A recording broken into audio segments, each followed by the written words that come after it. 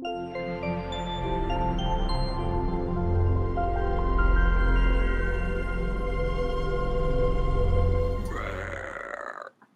right, so it's my turn.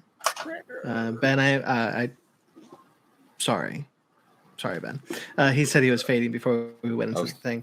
It was my turn, so I picked Aliens versus Predators.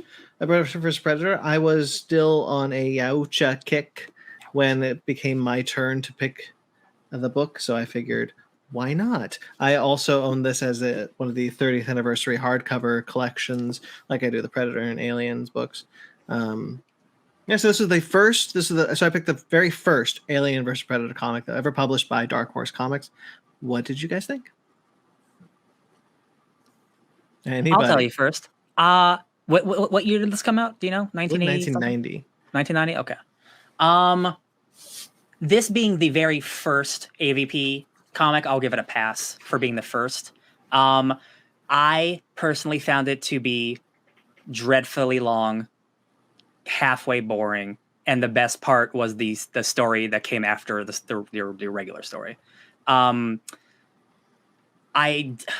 didn't really connect with a lot of the characters, and I'm someone who personally I love reading. I love words. I'm not someone who ever complains about having way too many words on a page, but this book is so wordy for no reason.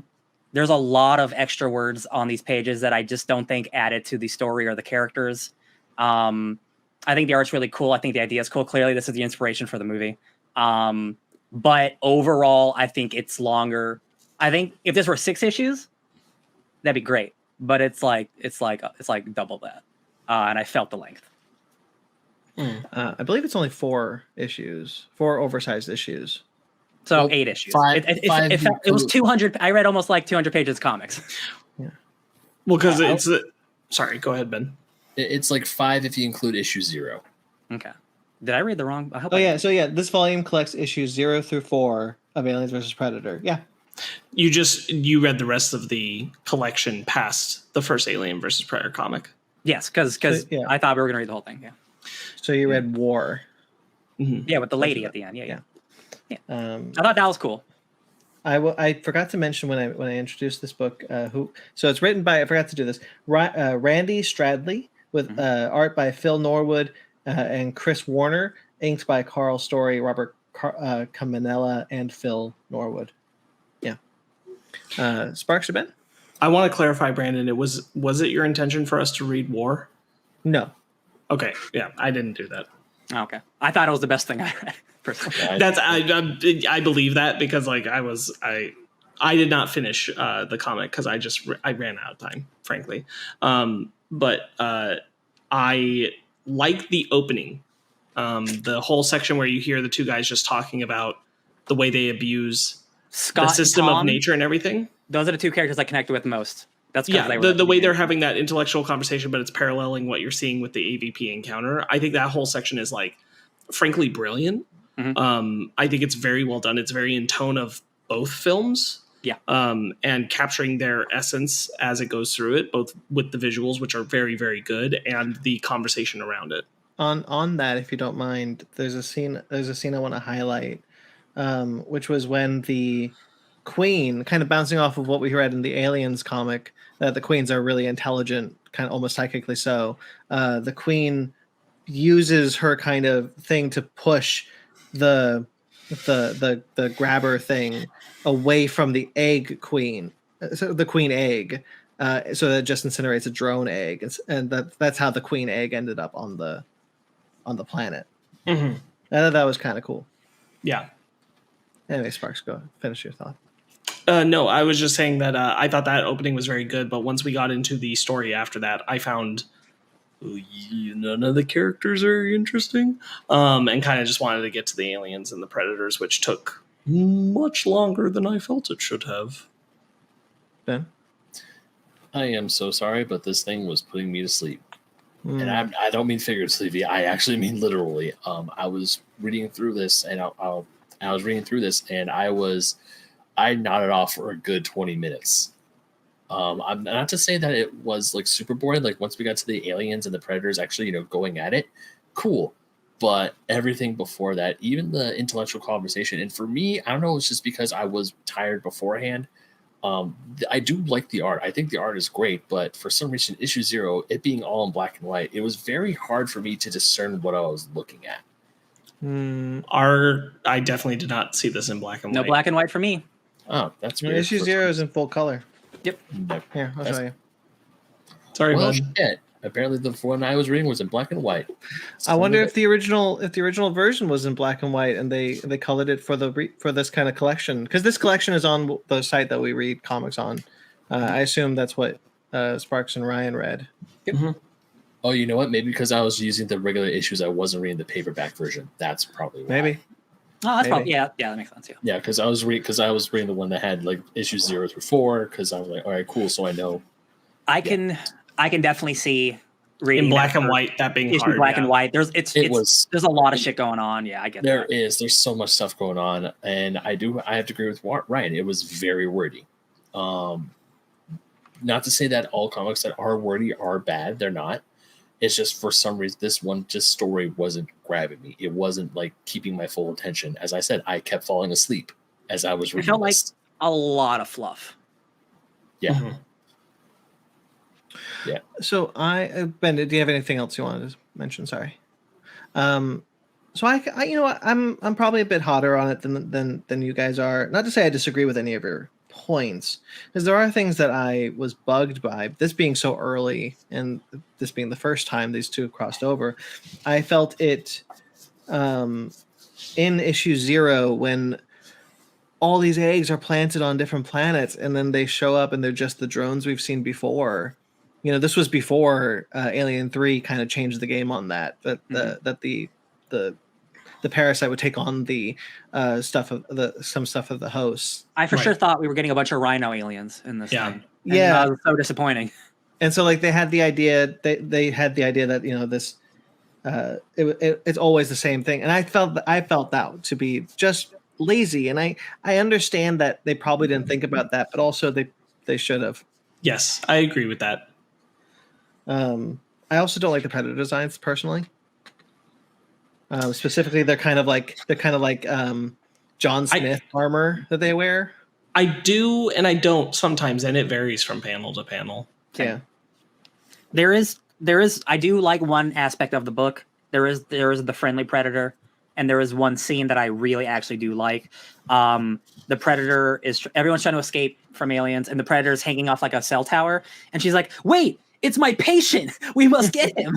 And I'm like, "Oh, she cares about her Predator patient." And then they team up, and like that's again where like the movie gets inspired from. So like there are aspects of the book I really like. I just feel like even if it's only like 4 issues, like they're double-sized issues, there's a lot of talking in the middle of this book that I just feel like doesn't get us anywhere. I don't remember any of these characters' names except for Scott and Tom, because they tell us right at the beginning who they are. I remember there's a lady doctor. She's cool. Revna. But like it just reminds me of the movie. I'm like, oh, I'd rather just watch the movie than read all this. I think the main character's name is Machiko. Sounds about right. Yes, that sounds right. It's a shame that y'all didn't read the war part, because it's literally it's like a 10-page story about her going on another world with the Predators, and she's part of their tribe, and it's just them exterminating and how cool she is. And that was like nothing but cool action. I'm like, damn, this is sick. I wish this was a book, but that's probably that's a single book. I do agree with Sparks that it takes too long for the Predators to get there, for like the AVP part of it to happen. They just don't make those characters engaging. You know, I'm not watching the cast of Alien in this. Yeah. I'm not seeing those kind of dynamics and relationships at play. I'm not connecting with them as a crew or a group. So when you're going through that much malarkey with them, it's very hard because I'm just not getting attached to anything. Yeah. And again, like the characters that I care about the most, like Scott and Tom, they both get aliens, and then one of them dies. The other's like, "You don't understand. We were together on that Lecter. That means I've got one side of me too. My life's over. I'm dead." And I'm like, "Oh, the one guy." Like, damn. That's good. That's good drama, but that's because like he's been established from the very beginning. And I'll also admit, like, just to be fair, that I said like I wasn't able to finish this. I just ran out of time amidst schoolwork and everything else going on, and that definitely contributed to me being kind of just frustrated with how long it took with the people stuff that just wasn't doing anything for me, because I'm like, I'd rather get to the good part of this in time for this podcast, and I just didn't get quite deep enough into it. I bet if it's 1990 and you're reading this week to week, it's like a slow burn. It's like a nice slow burn to like the big chaos. But like when you're reading this all together, I think, and especially again, like we are in 2022. Yeah, we are inundated with so much Alien vs Predator, Alien/Predator, and all that stuff. We have so much of it. So I think going back to the source, it's like this was the first attempt, and like again, it's not bad. I really do like the art. I think the aliens look pretty cool, and some of the Predator weaponry and stuff looks really sick. I just thought it was unnecessarily long for basically what should have been half the length, I think. I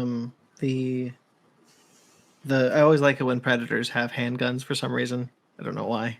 Mm-hmm. Yeah, what was I about to say? Oh, I had another thing. It was another negative.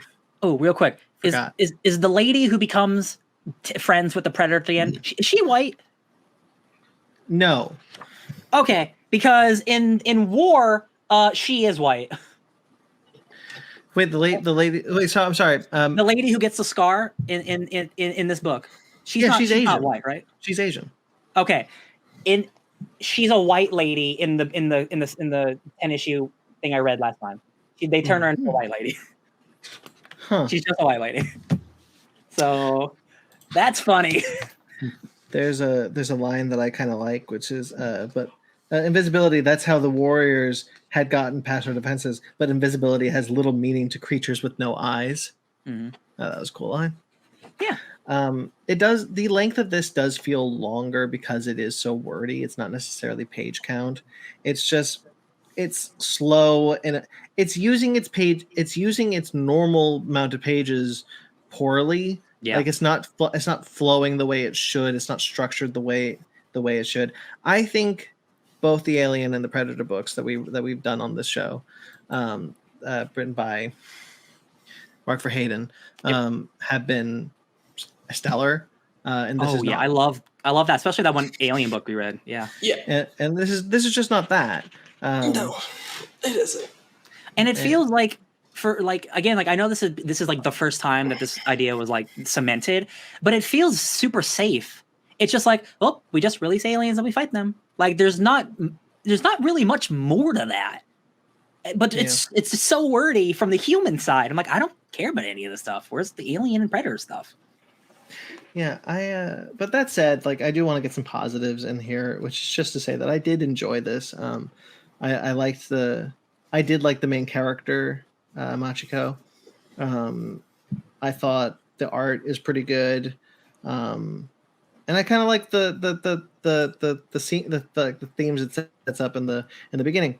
So I'm not totally negative, and I just wanted to be sure because I have a tendency to when the three of you are kind of like on the same page with something, I have a tendency to just kind of like stick in that zone. And I do want to mention that like I did like a lot of stuff in this, and I did find it enjoyable. It's just there's a lot I like too. It's just like unfortunately the human wordage overpowers almost everything else. Yeah, and I wonder how much more I might be sharing in some of your positivity, Brandon, if I'd been able to finish the whole thing in time, but I just didn't. But definitely, like, if you've got the positive, share them, especially, it's your book club. It just didn't, I can't stress enough that I really enjoyed issue 0, and I kind of wanted the rest of the story to kind of have a similar feel to it. And it just didn't in the first issues following up. That's why I feel so harshly on it, because it starts so strong. Like it starts as like, oh, it's being a heady alien book that involves predators, and then it kind of devolves into like, no, just generic stuff. All right, I'll do it. AVP in the books.